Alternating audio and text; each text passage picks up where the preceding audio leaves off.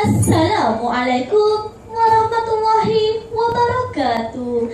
Terima kasih Puan Pengerusi Majlis, Barisan Hakim yang arif lagi bijaksana, guru-guru serta hadirin hadirat yang dirahmati Allah sekalian. Dengarkan unta mukjizat, marilah kita hayati. Nabi Soleh alaihi salam ialah anak kepada Ubaid bin Jabir bin Samud daripada keturunan Nabi Nuh alaihi salam yang keenam. Baginda diutuskan kepada kaum Samud dan mewarisi harta kekayaan kaum Ad terdahulu. Firman Allah dalam surah Hud ayat 6. A'udzu billahi minasyaitonir rajim. Wa ila samud aghahum salihah. Maksudnya, dan kepada kaum Samud kami utuskan saudara mereka Soleh. Kebakaran kaum Samud sudah nyata. Kecantikan rekaannya dipahat tidak terkata. Ya kawan-kawan, ilmu pengetahuan dan kebakaran adalah kurniaan ilahi. Gunakan ke jalan yang diredai.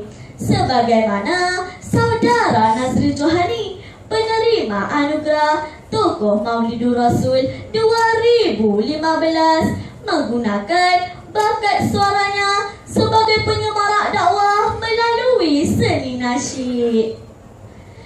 Dakwah Soleh kepada kaumnya, tinggalkan berhala, taati Allah. Walau apa dugaan melanda, Allah sentiasa ada bersama.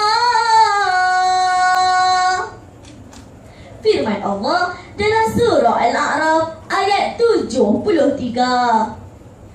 A'udzu billahi minasyaitonir rajim. Qala ya qaumi ibudullaha ma lakum min ilahin ghairuh. Maksudnya, wahai kaumku, sembahlah kamu akan Allah. Tiada Tuhan bagi kamu selain daripadanya. Hai Soleh, betapa beraninya engkau melarang kami menyembah berhala, kata kaum Samud dengan angkuh. Namun baginda tetap bersabar meneruskan dakwah walaupun ditentang. Ya kawan-kawan, berdakwah perlukan kesabaran yang tinggi dan bertawakal kepada ilahi, sebagaimana yang telah dilakukan oleh Adam Khalili Abdullah, berdakwah menggunakan laman sosial Facebook dan Instagram setiap hari tanpa jemu. Akhirnya beliau berjaya menawan hati 15 orang memeluk Islam. Tentangan demi tentangan, saudara dan anak sendiri merambat kekecewaan. Namun dakwah tetap diteruskan walaupun hati terluka merawat. Hai Soleh, jika engkau memang benar seorang Nabi utusan Allah, apa buktinya? Bermunajatlah Nabi Soleh kepada ilahi, memohon mukjizat sebagai bukti. Kaum Samud terkejut besar. Dari atas gunung terlihat seekor unta betina keluar dari rekahan batu. Subhanallah, Nabi Soleh mengingatkan agar unta itu dibiarkan makan dan minum di telaga mereka, serta jangan diganggu, apatah lagi disembelih. Firman Allah dalam surah Al-Qamar ayat 28. A'udzu billahi minasyaitonir rajim. Wa nabbi'hum annal ma'a qismatun bainahum kullu syirbin muhtadar. Maksudnya, kabarkanlah kepada mereka bahawa sesungguhnya air telaga itu dibahagi di antara mereka dengan unta itu. Setiap daripada mereka minum secara bergilir-gilir. Ya, kawan-kawan, mengamalkan dan mematuhi peraturan adalah salah satu amalan yang baik. Jadikan iktibar terjadi lebuh raya didiuk tidak berulang lagi. Sesal dahulu pendapatan, sesal kemudian tidak berguna. Kau samud degil sekali, unta dibunuh, janji diingkari, perintah taubat tidak dipeduli, malah dicabar, azab dijanji. Sebagaimana firman Allah dalam surah Al-A'raf ayat 77. A'udzu billahi minasyaitonir rajim. Ya Salihu tina bima ta'iduna.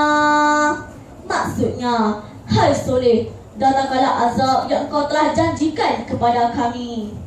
Namun Nabi Soleh tetap memberi masa 3 hari untuk bertaubat. Tetapi dipandang sepi oleh kaumnya. Malahan mereka bercita-cita pula untuk membunuh Nabi.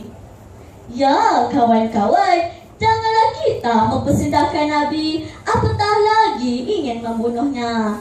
Larangan penyebaran majalah Charlie Hebdo yang membuatkan kartun yang menghina Nabi. Satu langkah positif, isu ini terus berleluasa.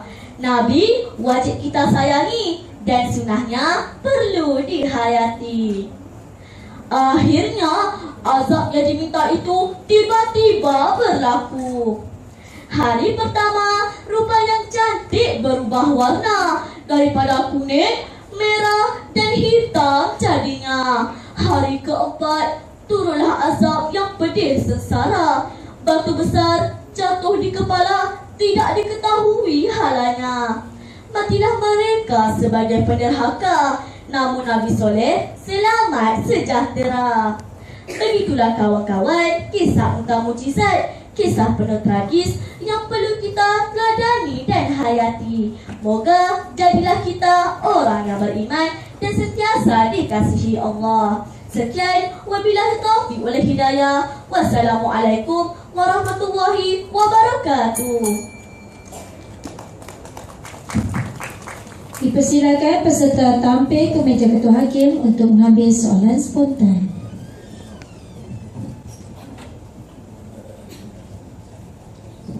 Saya serahkan kepada Ketua Hakim untuk menandikan soalan spontan.